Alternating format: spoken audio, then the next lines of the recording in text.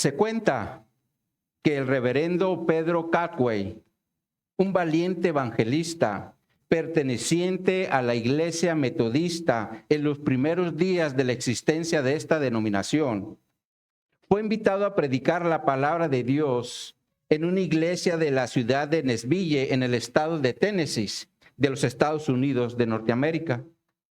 Sin embargo, un poco antes de comenzar a dar su sermón, el pastor de la iglesia se le acerca y le dice al oído con una voz muy baja: acaba de entrar el señor Andrew Jackson. Ten cuidado de no decir algo que lo ofenda.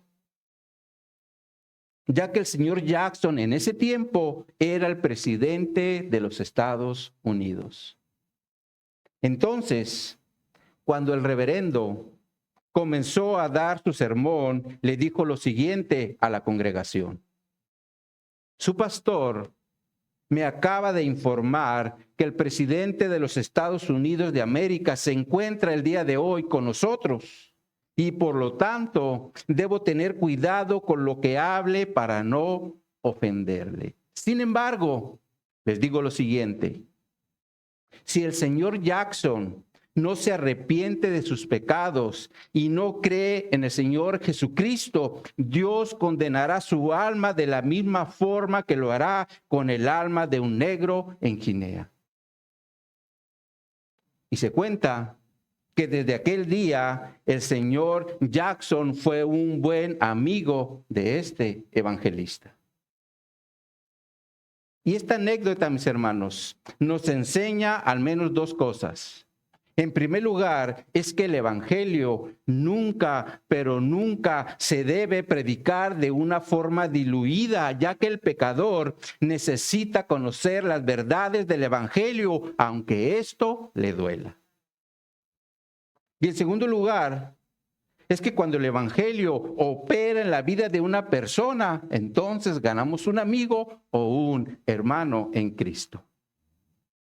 Por ese motivo, todo predicador debe ser fiel a la exposición de la palabra de Dios, sea desde un púlpito en una iglesia local, sea al aire libre en un parque o en las calles o en la reunión de una casa. Porque la Escritura nos enseña que el evangelio es poder de Dios para salvación. ¿Cuántos dicen amén?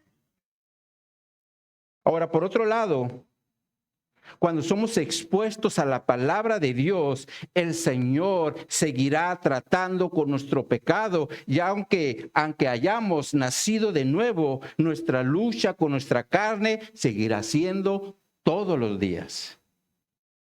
Por ese motivo, como iglesia, necesitamos que el Señor nos siga hablando por medio de su palabra para que trate con nosotros todo aquello que necesitemos corregir o que nos esté estorbando en nuestro crecimiento espiritual.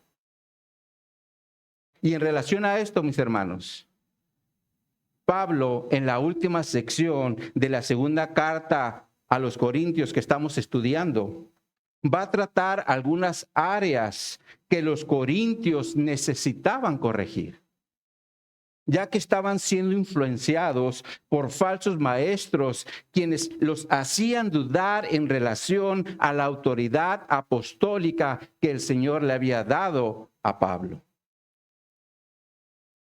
Y esto, mis hermanos, es lo que estaremos analizando en los últimos 3 capítulos de la segunda carta de Pablo a los Corintios. Pero por otro lado, les comento que como Pablo cambia su tono hacia los Corintios en estos últimos 3 capítulos de su carta, esto ha llevado a algunos teólogos a pensar que esta sección de la carta corresponde a una quinta carta que Pablo le dirige a los Corintios.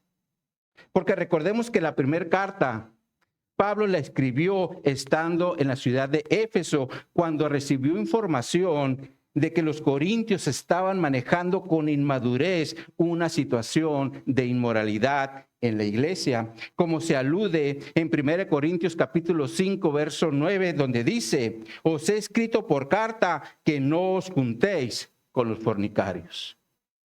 Sin embargo, mis hermanos, esta primera carta se perdió y solo se quedaron sus registros en la segunda carta que Pablo les escribe a los Corintios, la que hoy conocemos como primera a los Corintios, donde Pablo también trató el tema de las contiendas que se estaban dando en Corintio, ya que los de Cloe le informaron que estaban pasando por estas situaciones, como lo vimos en 1 Corintios 1:11, donde dice: porque he sido informado, dice Pablo, acerca de vosotros, hermanos míos, por los de Cloe, que hay entre vosotros contiendas.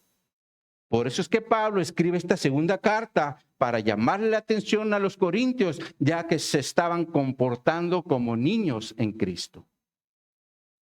Ahora, la tercera carta, que es conocida como la carta severa, esta es una carta que también se perdió, pero se alude en 2 de Corintios capítulo 2, verso 1, donde Pablo les dice: esto pues determiné para contigo, no ir otra vez a vosotros con tristeza. Ahora, los comentaristas bíblicos mencionan que esta tercera carta Pablo la escribió después de haber efectuado un leve viaje a Corintio, donde él no recibió ningún apoyo de los corintios, por eso salió de allí con tristeza. Ahora, la cuarta carta es la que hoy conocemos como segunda a los Corintios, donde Pablo también está defendiendo su apostolado en los últimos 3 capítulos. Y como lo hace con un cambio de tono, esto es lo que ha llevado a algunos a pensar que es una quinta carta. Sin embargo, en relación a esto, el pastor MacArthur dice lo siguiente en su Biblia de estudio: la mejor interpretación considerada es como una carta unificada, donde los capítulos 1 al 9 son dirigidos a la mayoría compuesta por los que se han arrepentido, y los capítulos 10 al 13 a la minoría que seguía bajo la influencia de los falsos maestros. Lo cual quiere decir que para el pastor MacArthur es una sola carta, aunque hay otras posturas. Y de hecho, algunos comentaristas bíblicos piensan que esta sección de la carta corresponde a la carta severa que se perdió. Pero independientemente, mis hermanos, de estas posturas bíblicas, lo que sí podemos comprobar es que Pablo en esta última sección de la carta va a presentar una defensa o una apología en relación a su autoridad apostólica, la cual estaba siendo cuestionada. Entonces, con esto en mente, mis hermanos, les invito a abrir su Biblia en 2 Corintios, en el capítulo 10, para que leamos los primeros 6 versículos que tomaremos como texto base. 2 Corintios, capítulo 10, versículos 1 al 6. Segunda carta de Pablo a los Corintios, capítulo 10, versículo 1 al 6. Dice aquí la palabra de Dios: yo, Pablo, os ruego por la mansedumbre y la ternura de Cristo, yo que estando presente ciertamente soy humilde entre vosotros, mas ausente soy osado para con vosotros. Ruego pues que cuando esté presente no tenga que usar aquella osadía con que estoy dispuesto a proceder resueltamente contra algunos que nos tienen como si anduviésemos según la carne. Pues aunque andamos en la carne, no militamos según la carne. Porque las armas de nuestra milicia no son carnales, sino poderosas en Dios para destrucción de fortalezas, derribando argumentos y toda altivez que se levanta contra el conocimiento de Dios y llevando cautivo todo pensamiento a la obediencia de Cristo. Y estando prontos para castigar toda desobediencia cuando vuestra obediencia sea perfecta.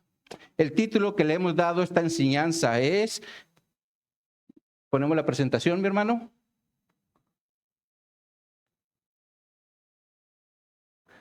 Ahora está, el título que hemos dado a esta enseñanza es: las armas de nuestra milicia no son carnales, sino poderosas en Dios. Las armas de nuestra milicia no son carnales, sino poderosas en Dios. Oremos. Oh bendito Dios, pedimos tu dirección en la exposición de tu palabra, que seamos fieles, Señor, a lo que tú quisiste transmitirle a los corintios, pero también a lo que tú quieres transmitirnos el día de hoy como iglesia. Ayúdanos, Señor, que tu Espíritu Santo siga haciendo la obra en cada uno de nosotros, para que sigamos creciendo y avanzando en la carrera de la fe donde tú nos has puesto. Así que nos ponemos en tus manos y lo hacemos en Cristo Jesús. Amén y amén. Ahora, si observan, mis hermanos, el apóstol Pablo inicia esta sección de la carta presentando un pedido cuando les dice: os ruego, del griego parakaleo. Ahora, esta palabra parakaleo que Pablo está utilizando, en el primer siglo era utilizada cuando alguien quería hacer una exhortación en relación a un tema. Como por ejemplo, Pablo le dice a su discípulo Timoteo, en primera de Timoteo, en el capítulo 2, en los primeros tres versículos le dice: exhorto, y aquí está la palabra parakaleo, exhorto ante todo que se hagan rogativas, oraciones, peticiones y acciones de gracias por todos los hombres, por los reyes y por todos los que están en eminencia, para que vivamos quieta y reposadamente en toda piedad y honestidad, porque esto es bueno y agradable delante de Dios, nuestro Salvador. Entonces es claro que la exhortación aquí que le está haciendo Pablo a su discípulo Timoteo es en relación a la oración, la cual todos nosotros como parte del cuerpo de Cristo también debemos de realizar, porque esto es bueno y agradable delante de Dios, como dice aquí la Escritura. Sin embargo, mis hermanos, por otro lado, la palabra parakaleo también era utilizada para hacer un pedido fervoroso, como si fuera una súplica. Un ejemplo de esto lo vemos con el centurión que fue a pedirle a Jesús por la sanidad de su siervo, como lo dice la Escritura en Mateo, en el capítulo 8, en los versículos 5 al 7, donde dice: entrando Jesús en Capernaum, vino a él un centurión rogándole, y aquí está la palabra parakaleo, porque es un pedido que le está haciendo a Jesús, o una súplica. Y luego continúa diciendo en el versículo 6, y diciendo: Señor, mi criado está postrado en casa, paralítico, gravemente atormentado. Y Jesús le dijo: yo iré y le sanaré. Entonces aquí la súplica o el pedido fervoroso fue en relación a una necesidad de sanidad. Y en este mismo sentido, mis hermanos, es decir, en el sentido de un pedido fervoroso o una súplica, es que Pablo inicia esta sección de la carta hacia aquellos que estaban poniendo en duda su apostolado. Solo que Pablo no presenta este pedido o esta súplica con enojo o con autoritarismo, sino todo lo contrario. Por eso pone en contexto dos cualidades de nuestro Señor Jesucristo: la mansedumbre y la ternura. Ya que Cristo, mis hermanos, siempre operó bajo estas dos cualidades en su ministerio terrenal. Como por ejemplo, hablando de la mansedumbre, Jesús dijo en Mateo 11, en los versículos 28 y 29, venid a mí todos los que están trabajados y cargados, y yo os haré descansar. Llevad mi yugo sobre vosotros y aprended de mí, que soy manso y humilde de corazón, y hallaréis descanso para vuestras almas. Aquí Jesús está expresando que Él es manso y humilde de corazón, lo cual es una referencia a la mansedumbre. Ya que la palabra mansedumbre en griego se refiere a ser manso y humilde. Y con esta mansedumbre es la que el día de hoy Cristo nos sigue recibiendo para darnos descanso en nuestras tribulaciones. ¿Cuántos dicen amén por esto? Ahora, Cristo, mis hermanos, también operó y sigue operando con ternura, es decir, con compasión hacia los pecadores. Porque la realidad es que todos merecíamos el castigo eterno en el infierno, pero aún así, Cristo nos recibe con su ternura para darnos salvación y vida eterna. Entonces Pablo, mis hermanos, anteponiendo estas dos cualidades de Cristo, les continúa diciendo a los corintios en el contexto de su ruego: yo, que estando presente ciertamente soy humilde entre vosotros, mas ausente soy osado para con vosotros. Pablo, mis hermanos, aquí nos presenta dos escenarios. Uno es cuando él estaba presente y otro es cuando él estaba ausente.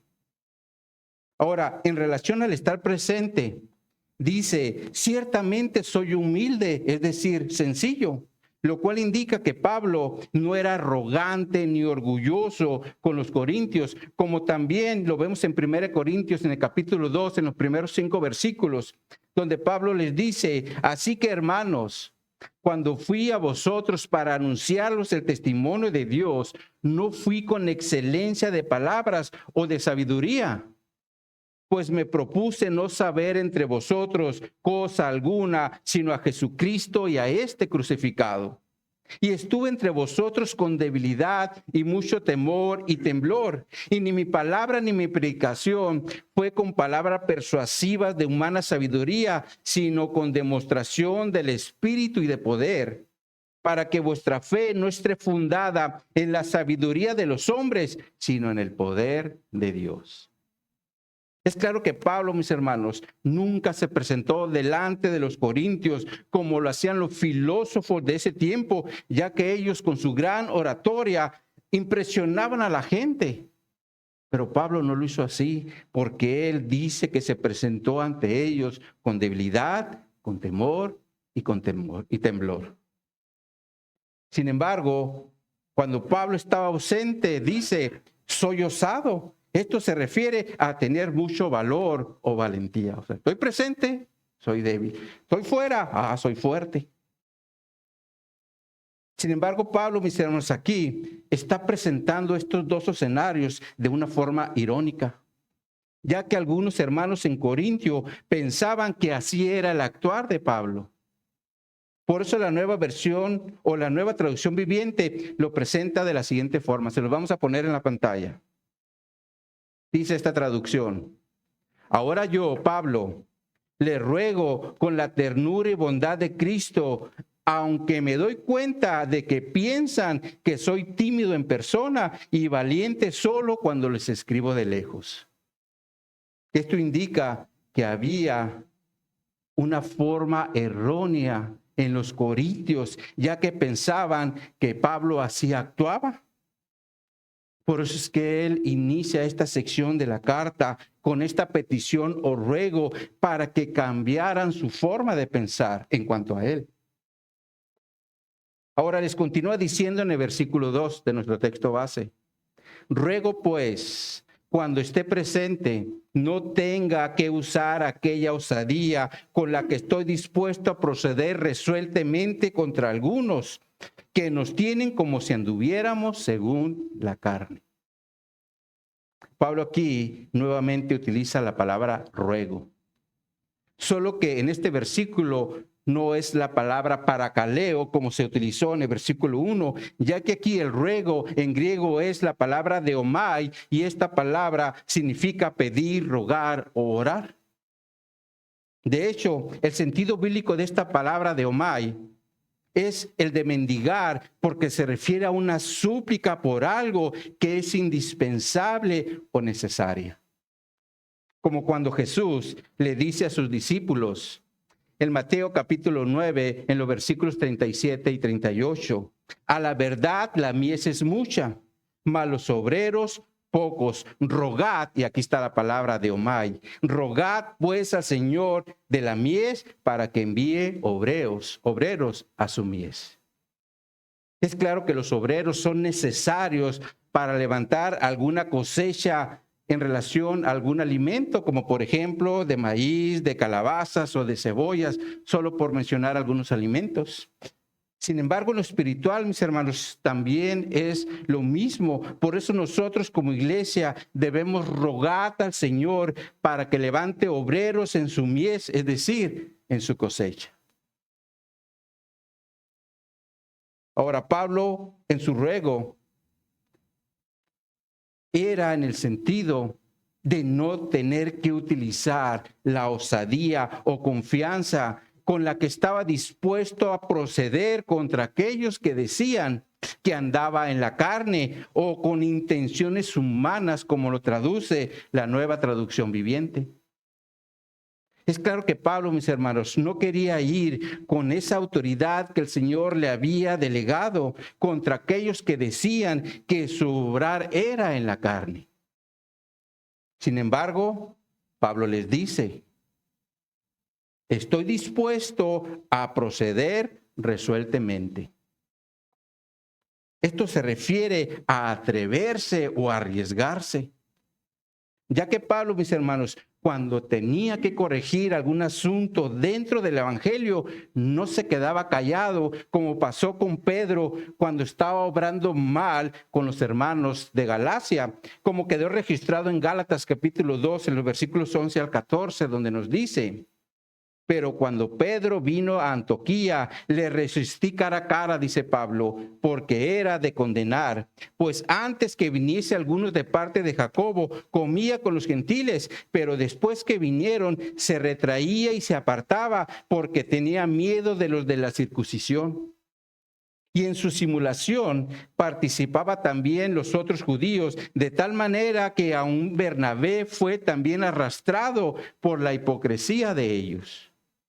Pero cuando vi que no andaba rectamente conforme a la verdad del evangelio, dice Pablo, dije a Pedro delante de todos: si tú, siendo judío, vives con los gentiles y no como judío, ¿por qué obligas a los gentiles a judaizar? Es claro que Pablo confrontó a Pedro por no andar conforme a la verdad del evangelio. Y esto es, mis hermanos, porque en Cristo todos somos parte de un mismo cuerpo y por lo tanto ya no habrá o ya no había por qué tenerle miedo a los judíos como lo estaba haciendo Pedro. Ahora, eso por un lado, pero por el otro, es que Pedro estaba influenciando a otros, como fue el caso de Bernabé, y si esto no se paraba, fácilmente llegarían las divisiones en la iglesia, donde algunos se creerían más que otros por el solo hecho de ser judíos. Por ese motivo, Pablo tuvo que tratar la forma de actuar de Pedro con la finalidad de que no se diera este tipo de actitudes o divisiones en la iglesia. Entonces es claro, mis hermanos, que cuando Pablo tenía que tratar algún asunto que estuviera afectando las verdades del evangelio, lo trataba. Y de la misma forma le dice a los corintios que estaba dispuesto a proceder contra aquellos que decían que andaba según la carne. Sin embargo, en el versículo 3, Pablo hace una aclaración y les dice: pues aunque andamos en la carne, no militamos según la carne. Ahora, Pablo aquí, mis hermanos, nos presenta dos realidades que todo cristiano va a experimentar en su andar en Cristo. La primera es que por naturaleza nuestra conducta es influenciada por la carne, porque recordemos que la carne se sigue deleitando en el pecado. Y por lo tanto, todos los días como cristianos tendremos una lucha diaria contra nuestra carne, donde también vamos a necesitar tomar una decisión en relación a nuestro comportamiento diario.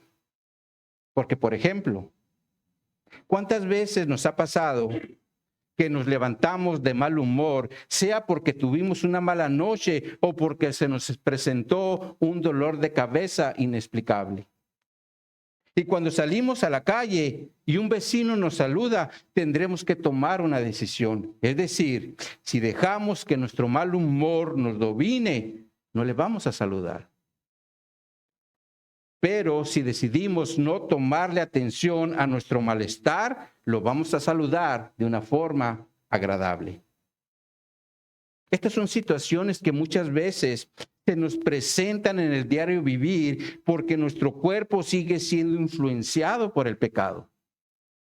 De hecho, por ese motivo, el apóstol Pablo también dijo en Romanos capítulo 7, en los versículos 14 al 17, porque sabemos que la ley es espiritual, mas yo soy carnal vendido al pecado. Porque lo que hago no lo entiendo, pues no hago lo que quiero, sino lo que aborrezco, eso hago. Y si lo que no quiero, esto hago, apruebo que la ley es buena, de manera que yo no soy yo quien hace aquello, sino el pecado que mora en mí. Esto nos habla de una lucha espiritual que todos como cristianos vamos a enfrentar, nos guste o no nos guste, porque hay dos naturalezas en nuestro cuerpo. Una es carnal, la cual siempre nos va a querer inducir al pecado e ir en contra de la voluntad de Dios. Y la otra es espiritual, la que ahora tenemos en Cristo. Y la naturaleza espiritual, mis hermanos, que tenemos en Cristo es la que siempre nos va a llevar a buscar la unidad de la fe, el conocimiento del Hijo de Dios y a un varón perfecto a la medida y la estatura de la plenitud de Cristo, como dice la Escritura en Efesios 4:13. Entonces es claro que en Cristo tenemos estas dos naturalezas en nuestro cuerpo, la carnal y la espiritual. Sin embargo, la pregunta aquí es, ¿cuál de estas dos naturalezas es la que nos está dominando o tiene el control de nuestro cuerpo? ¿La carnal o la espiritual? Ahora, posiblemente todos digamos que es la espiritual, pero nuestro actuar en el diario vivir es el que realmente dará evidencia de nuestra respuesta, porque recordemos que los hechos hablan más que las palabras. Ahora, retomando, Pablo en la primera parte del versículo 3 nos presenta la naturaleza carnal cuando dice, pues aunque andamos en la carne. Ahora, aquí el andamos es un verbo presente y activo, lo cual se refiere a un comportamiento que afecta nuestra carne todos los días. Es más, en estos momentos, mis hermanos, puede estar influenciando nuestra carne para que no obremos en lo espiritual, como por ejemplo, no orando y de esa forma no estar en dependencia de Dios, no cantando para exaltar a Cristo, por eso en ocasiones llegamos tarde, o no poniendo atención a la exposición de la palabra.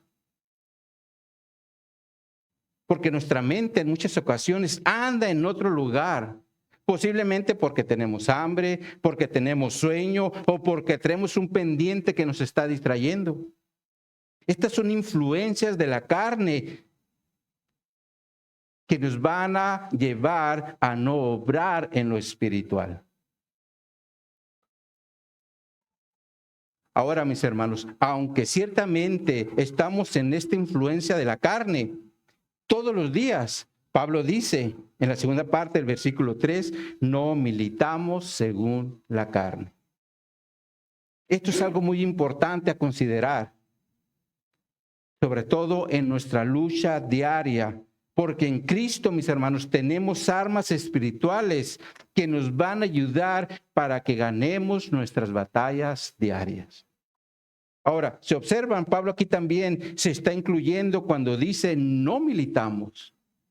Y esto es porque Pablo no era un extraterrestre, sino una persona como cualquiera de nosotros, ya que también tenía sus propias luchas en la carne. De hecho, una de ellas era un aguijón que el Señor le había dejado, como se menciona en 2 Corintios, en el capítulo 12, en los versículos 7 al 9, donde dice, y para que la grandeza de las revelaciones no me exaltase desmedidamente, me fue dado un aguijón en la carne, un mensajero de Satanás, que me abofetee para que no me enaltezca sobremanera, respecto a la cual 3 veces le he rogado al Señor que lo quite de mí. Y me ha dicho, bástate mi gracia, porque mi poder se perfecciona en la debilidad. Por tanto, dice Pablo, De buena gana me gloriaré más bien en mis debilidades, para que repose sobre mí el poder de Cristo.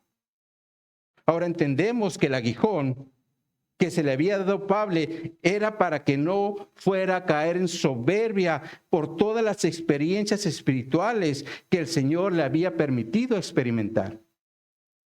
De hecho, en el contexto se menciona en el versículo 4, donde dice que Pablo había sido arrebatado al paraíso y donde oyó palabras inefables que no les he dado a los hombres a expresar. Ahora, mis hermanos, ¿se imaginan el día de hoy tener una experiencia así, ir al tercer cielo? La realidad, mis hermanos, es que si esto en nuestros días pasara, ya estaríamos en todas las redes sociales, incluso en los canales de televisión, donde nos invitarían a contar esa gran experiencia. De hecho, buscando en internet, encontré el caso de un niño que dice que visitó el cielo. Incluso hasta le hicieron una película llamada El cielo es real, donde se narra la experiencia de este niño o que este niño tuvo en su viaje al cielo. Pero por otro lado también vamos a encontrar testimonios de gente que dice que fue al infierno. Y esto es, mis hermanos, porque en nuestros días todos quieren ser famosos, por eso es que cuentan sus historias. Sin embargo, la realidad es que Dios no nos llamó para contar nuestras experiencias o ser famosos, sino para que demos testimonio de vidas transformadas por medio del Evangelio. ¿Cuántos dicen amén a eso? Ahora, por otro lado, hablando de las luchas diarias, Pablo en el versículo 4 del texto base nos da la clave para ser vencedores. Cuando dice, porque las armas de nuestra milicia no son carnales, sino poderosas en Dios para la destrucción de fortalezas. Ahora, se observa en los versículos 3 y 4, Pablo nos presenta una palabra que está relacionada con la guerra. Estas son militamos o malicia. Milicia, perdón, no malicia, milicia. Los cuales son una alusión a un soldado que está en guerra y debe estar siempre preparado para la batalla. De hecho, en este mismo sentido, Pablo le dice a su discípulo Timoteo, en 1 Timoteo, en el capítulo 1, en el versículo 18, este mandamiento, hijo Timoteo, te encargo para que conforme a las profecías que se hicieron antes en cuanto a ti, milites por ella la buena milicia. Ahora, miren cómo lo presenta la versión Nueva Traducción Viviente. Se los vamos a poner en la pantalla.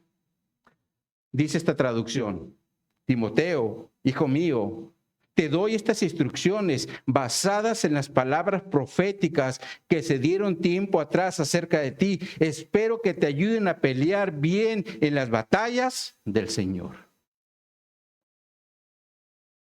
Aquí se traduce como las batallas del Señor, donde ahora los soldados del Señor somos todos los que pertenecemos a la iglesia de Cristo. Como también lo fue en un tiempo los israelitas, como lo estamos mirando en nuestras lecturas diarias del libro de Josué, ya que el pueblo de Israel en ese tiempo era la espada de Dios para limpiar la tierra de Canaán. Sin embargo, el día de hoy, nosotros, mis hermanos, también estamos en conquista como lo estuvo Josué en el primer siglo, solo que en nuestro caso no es por una tierra, sino para arrebatar de las manos de Satanás a todos los que podamos, empezando por nosotros mismos. Por eso Pablo también le dice a Timoteo, en 2 Timoteo, capítulo 2, versículos 3 y 4, le dice, tú pues sufre penalidades como buen soldado de Jesucristo. Ninguno que milita se enreda en los negocios de la vida a fin de agradar a aquel que lo tomó por soldado. Es claro que si somos soldados de Jesucristo, nuestra prioridad no debe ser enredarnos en los negocios de la vida, sino en agradar a aquel que nos tomó como soldados. Este, mis hermanos, es el gran reto que tenemos todos como soldados de Jesucristo. Ya que como soldados de Cristo no debemos agradarnos a nosotros mismos, sino a Jesús, quien nos tomó para que seamos ahora sus soldados. La realidad es que mucha gente en nuestros días dice que es cristiana, incluso hasta se viste de soldado en las reuniones de la iglesia, pero en su diario vivir no buscan agradar a Dios, sino a ellos mismos. Así que mis hermanos, si queremos ser buenos soldados de Jesucristo, empecemos mortificando nuestra carne. Por eso Pablo también dijo en Romanos 6, en los versículos 2 y 13, no reine pues el pecado en vuestro cuerpo mortal, de modo que lo obedezcáis en sus concupiscencias. Ni tampoco presentéis vuestros miembros al pecado como instrumentos de iniquidad, sino presentaos vosotros mismos a Dios como vivos entre los muertos y vuestros miembros a Dios como instrumentos de justicia. Ahora, mis hermanos, el que hace esto será un buen soldado de Jesucristo. ¿Cuántos buenos soldados de Jesucristo hay aquí? Espero que todos queramos ser buenos soldados de Jesucristo. Ahora, retomando las armas de nuestra milicia, Pablo dice en la segunda parte del versículo 4 de nuestro texto base, sino poderosas en Dios para destrucción de fortalezas, derribando argumentos. Ahora, Pablo aquí habla de armas poderosas en Dios, y un arma prácticamente es una herramienta con la que un soldado se defiende o pelea la batalla. Ahora, si lo aplicamos a lo espiritual, el Señor nos dejó dos armas poderosas para librar nuestras batallas. Y estas son, en primer lugar, su palabra, porque es la que nos guía o nos muestra el camino a seguir para que hagamos las cosas conforme a la voluntad de Dios y no a la de nosotros. Porque recordemos que nuestro corazón es engañoso y nos puede llevar por un camino incorrecto para ir en contra de la voluntad de Dios. Y lo segundo que el Señor nos dejó como una herramienta espiritual es la oración, con la cual nos comunicamos con nuestro Señor. Es como si fuera la radio de un soldado para estar informando a la base de operaciones las situaciones que se están presentando en la batalla. Solo que en nuestro caso, mis hermanos, nuestra base de operaciones es el trono de la gracia, porque es ahí donde nos acercamos para encontrar el oportuno socorro, como dice la Escritura en Hebreos 4:16. Ahora, por otro lado, la Escritura también nos enseña que el Señor nos proporcionó una armadura para la batalla. Como Pablo dice o le dice a los Efesios y por extensión lo dice a nosotros como iglesia. En Efesios 6, en los versículos 11 y 12, donde dice, vestidos de toda armadura de Dios para que podáis estar firme contra las acechanzas del diablo, porque no tenemos lucha contra sangre y carne, sino contra principados, contra potestades, contra los gobernadores de las tinieblas de este siglo, contra huestes espirituales de maldad en las regiones celestes. Lo cual quiere decir, mis hermanos, que nuestra lucha espiritual no solamente es con nuestra carne, sino también contra las acechanzas del diablo y de sus huestes espirituales de maldad. Por ese motivo es que debemos todos los días traer puesta nuestra armadura. Ahora, en relación a esta armadura, Pablo la describe en Efesios capítulo 4, tomando de ejemplo un modelo de una vestidura de un soldado romano. Por eso les dice, estad pues firmes, ceñidos vuestros lomos con la verdad y vestidos con la coraza de justicia y el calzado los pies con el apresto del evangelio de la paz. Sobre todo tomad el escudo de la fe con que podáis apagar todos los dardos del fuego del enemigo. Y tomad el yelmo de la salvación y la espada del Espíritu, que es la palabra de Dios, orando en todo tiempo con toda oración y súplica en el Espíritu, y velando en ello con toda perseverancia y súplica por todos los santos. Ahora, para que nos quede más claro cómo es la composición de esta armadura espiritual, les ponemos un ejemplo gráfico en la pantalla. Aquí tenemos el casco o yelmo de la salvación, la coraza de justicia, la espada del Espíritu, el cinturón de la verdad, el escudo de la fe y el calzado del evangelio de paz. Sin embargo, mis hermanos, lo único que le falta a esa armadura es que tú y yo estemos dentro de ella. para que de esa forma libremos las batallas diarias con nuestra carne y contra las hechanzas del diablo y sus demonios. Porque estas son las herramientas espirituales y protección que el Señor nos dejó para que nosotros de esa forma podemos destruir o derribar argumentos, es decir, pensamientos que se levanten en contra del conocimiento de Dios. Por eso Pablo continúa diciendo en el versículo 5 de nuestro texto base, derribando argumentos y toda altivez que se levanta en contra del conocimiento de Dios y llevando cautivo todo pensamiento a la obediencia de Cristo. La realidad, mis hermanos, es que muchas de nuestras batallas serán en nuestra mente. Porque es ahí donde Satanás también va a buscar la forma de afectar nuestra vida espiritual por medio de sus dardos, los cuales son pensamientos que quiere sembrar en nuestra mente para que operemos en contra de la palabra de Dios. Como por ejemplo, en el caso de Pablo, los pensamientos que Satanás les estaba metiendo a los corintios a través de los falsos maestros es que ellos pensaran que Pablo no tenía una autoridad apostólica de parte de Dios. Y esto es lo que argumentaba en la mente de los corintios. Y de igual forma diciéndole, mira, está presente, es débil, pero fuerte, muy valiente. De esa manera está presentando estos argumentos para meterlos en su cabeza. Por eso es que Pablo en esta sección presenta su defensa o su apología en relación a su apostolado. Pero ahora, mis hermanos, hablemos de los argumentos con los cuales nosotros como iglesia peleamos o luchamos en nuestro diario vivir. Les pongo un ejemplo. Imaginemos que un hermano en la iglesia dice una palabra y no la entendemos. Y como no la entendemos, muchas veces hasta nos ofendemos. Y esto puede provocar en nuestra mente un argumento para que dejemos de amar a nuestro hermano. Ahora, si este argumento nos controla y dejamos nosotros de amar a nuestro hermano, entonces estaremos obrando en contra de lo que el Señor nos dejó en su palabra, ya que Jesús dijo en Juan capítulo 13, versos 34 y 35, un mandamiento nuevo os doy, que os améis unos a otros como yo os he amado, que también os améis unos a otros. Y en esto conocerán todos que sois mis discípulos, si tuviereis amor los unos con los otros. Lo cual quiere decir, mis hermanos, que el amarnos los unos a los otros no es una opción, sino un mandamiento.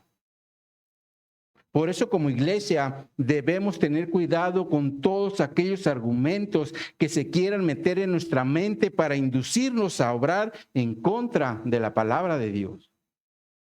Ahora, por otro lado, no perdamos de vista que el objetivo de Satanás es que nosotros como iglesia no estemos viviendo en unidad y en armonía, sino todo lo contrario, porque Satanás quiere que vivamos en pleito y división para que no glorifiquemos al Señor con nuestros hechos. Por eso es que Pablo dice que los argumentos o especulaciones, como la traduce la Nueva Biblia de las Américas, deben ser cautivos a la obediencia de Cristo. Por eso como cristianos debemos derribar todo pensamiento que vaya en contra de la voluntad de Dios o de lo que Él nos instruye en su palabra. Ahora Pablo continúa diciendo en el versículo 6 del texto base, y estando pronto para castigar toda desobediencia cuando nuestra obediencia sea perfecta. Por lo cual, mis hermanos, Pablo aquí le dice a los corintios que está listo, preparado para castigar toda desobediencia. De hecho, Pablo, mis hermanos, ya había operado con esta autoridad que le había dado el Señor cuando trató con el tema de inmoralidad en la iglesia de los Corintios, como lo vimos en 1 Corintios capítulo 5, en los versículos 3 al 5, donde dice, ciertamente yo como ausente en cuerpo, pero presente en espíritu, ya como presente he juzgado al que tal cosa ha hecho.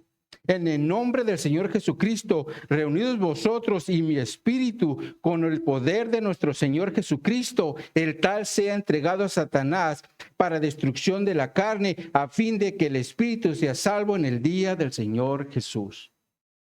Es claro que Pablo aquí está operando con la autoridad que el Señor le dio para poner en disciplina a este miembro de la iglesia que andaba en fornicación. Sin embargo, mis hermanos, anteriormente Pablo también les había dicho en 1 Corintios 4:21, ¿qué queréis? ¿Iré a vosotros con vara o con amor y espíritu de mansedumbre? Otra versión dice, ¿qué prefieren ustedes? ¿Que vaya dispuesto a castigarlos o que vaya a verlos con amor y ternura? Es claro que Pablo, mis hermanos, tenía una autoridad apostólica para castigar en el contexto de una disciplina, como fue el caso del fornicario en Corinto. Sin embargo, mis hermanos, en nuestros días, la autoridad para disciplinar a los hermanos en la iglesia, el Señor se la ha delegado a los pastores que establece en cada iglesia local, porque a final de cuentas son los que velan por el rebaño del Señor. Pero nunca, mis hermanos, nos ha puesto como pastores en el sentido de ejercer señorío sobre la iglesia, como pasa en muchas iglesias locales de nuestros días. Porque hay pastores que han obrado fuera de los límites que el Señor nos dejó para pastorear su iglesia, como por ejemplo, decirle a un miembro de la iglesia con quién se puede casar, ya que esta es una decisión que cada miembro en lo personal debe tomar y nunca el pastor. Ahora, si el miembro de la iglesia decide casarse con un incrédulo, nuestro límite como pastores es decirle lo que la palabra de Dios nos enseña en cuanto a este tipo de uniones y también las consecuencias que vendrán. Sin embargo, la decisión es del miembro y no del pastor. Por eso la Escritura también nos dice a nosotros los pastores en 1 Pedro capítulo 5 versos 2 y 3, apacentad la grey de Dios que está entre vosotros, cuidando de ella, no por fuerza, sino voluntariamente, no por ganancia deshonesta, sino con ánimo pronto, no como teniendo señorío sobre los que están a vuestro cuidado, sino siendo ejemplo de la grey. Ahora, mis hermanos, si un pastor tiene entendimiento de estas instrucciones que el Señor nos dejó en su palabra, entonces cuidaremos de no pasarnos de los límites que el Señor nos ha asignado. Sin embargo, por otro lado, ahora hablando de los límites que el Señor sí nos ha dado a los pastores en la iglesia, la disciplina de un miembro es parte de esos límites que el Señor nos ha dado. Sin embargo, aún ahí hay un procedimiento que el Señor nos dejó en Mateo capítulo 18. Porque la Escritura ahí nos dice que si alguien peca contra un hermano, el que es ofendido debe ir primeramente a hablar con el hermano que lo ofendió, amonestándole por lo que hizo. Y si en este primer paso se arreglan las cosas entre estos dos hermanos, todo termina ahí. Pero si en este primer paso el hermano que ofendió no quiere reconocer su falta o pecado, entonces entran los testigos y allí sí puede entrar el pastor, pero antes no, porque primero debe ser de persona a persona. Ahora, si en este segundo paso el hermano que ofendió continúa sin querer reconocer su falta, viene entonces el paso final donde se le comunica a la iglesia. Y si aún así no quiere reconocer su falta, entonces se le debe tener por gentil o publicano. Ahora, otra versión dice, entonces habrás de considerarlo como un pagano o como uno de esos que cobran impuestos para Roma, los cuales en ese tiempo no eran queridos por nadie, sobre todo entre los judíos. Ahora, esto también quiere decir que se les debe considerar como si estuvieran fuera de la esfera de la iglesia y por lo tanto no pueden servir ni participar en los eventos de la iglesia si no se arrepienten. Sin embargo, dentro del contexto de la iglesia local, mis hermanos, el que toma la última decisión para aplicar la disciplina en unidad con la iglesia es el pastor o los pastores que hay en cada iglesia donde el Señor los ha establecido, ya que son las autoridades espirituales que el Señor está estableciendo en cada iglesia local. Sin embargo, en el primer siglo, los que aplicaban la disciplina dentro de la iglesia eran los apóstoles. De hecho, tenemos el ejemplo de Ananías y Zafira en el libro de los Hechos, los cuales mintieron al Espíritu Santo cuando vendieron una propiedad y como resultado cayeron como muertos, o cayeron muertos, no como muertos. Otro ejemplo es el de Himeneo y Alejandro, los cuales Pablo entregó a Satanás para que aprendieran a no blasfemar, como se menciona en 1 Timoteo 1:20. Entonces Pablo, mis hermanos, como apóstol, tenía la autoridad apostólica de parte de Dios para disciplinar o castigar a los que obraban en desobediencia. Por eso dice en el texto base, estando pronto para castigar toda desobediencia. Ahora Pablo dice al final del versículo 6 del texto base, cuando vuestra obediencia sea perfecta. Ahora, para que nos quede más claro lo que Pablo está diciendo aquí en este versículo, se lo vamos a poner en la Nueva Traducción Viviente en la pantalla. Dice esta traducción: y una vez que ustedes lleguen a ser totalmente obedientes, castigaremos a todo el que siga en desobediencia. Lo cual quiere decir que Pablo les está dando la oportunidad a los corintios de corregir su desobediencia y de esa forma después castigar a los que continuaran en desobediencia. Por eso Pablo después va a presentar un mandamiento en el versículo 7, pero eso lo veremos la próxima semana si el Señor lo permite.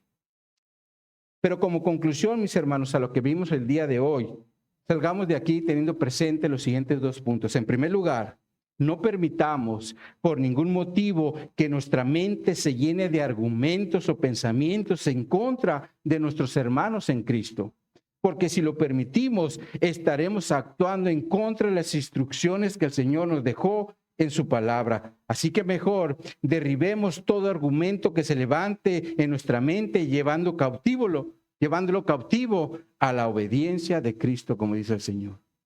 Y en segundo lugar, aprendamos a usar las armas espirituales que el Señor nos dejó en su palabra para que nuestro actuar o nuestra milicia no sea dominado por nuestra carne, sino por nuestro espíritu, ya que a través de las herramientas espirituales que el Señor nos dejó en su palabra es que encontraremos el poder de Dios para ganar todas nuestras batallas, sea con nuestra carne o contra el diablo y sus demonios. Amén, mis hermanos.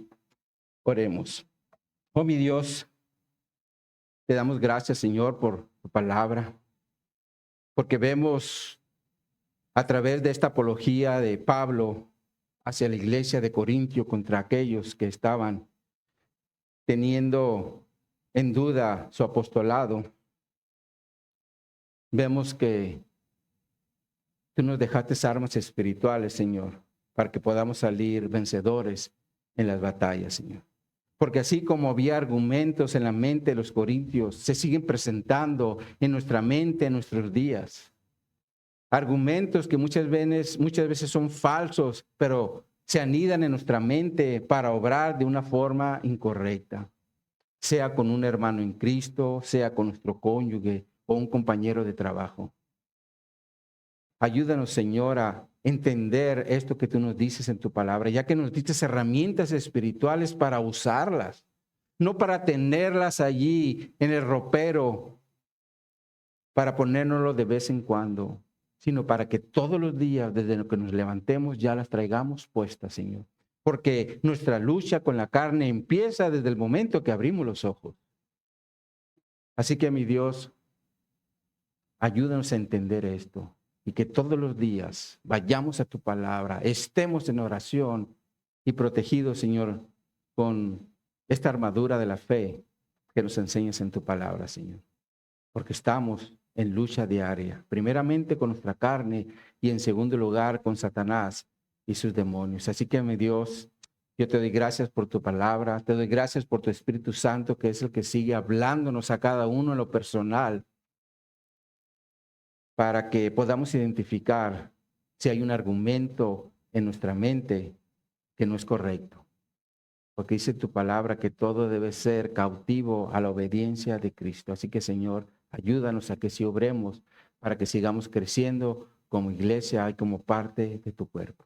Así que gracias por esto, Señor, te lo damos en Cristo Jesús. Amén y amén.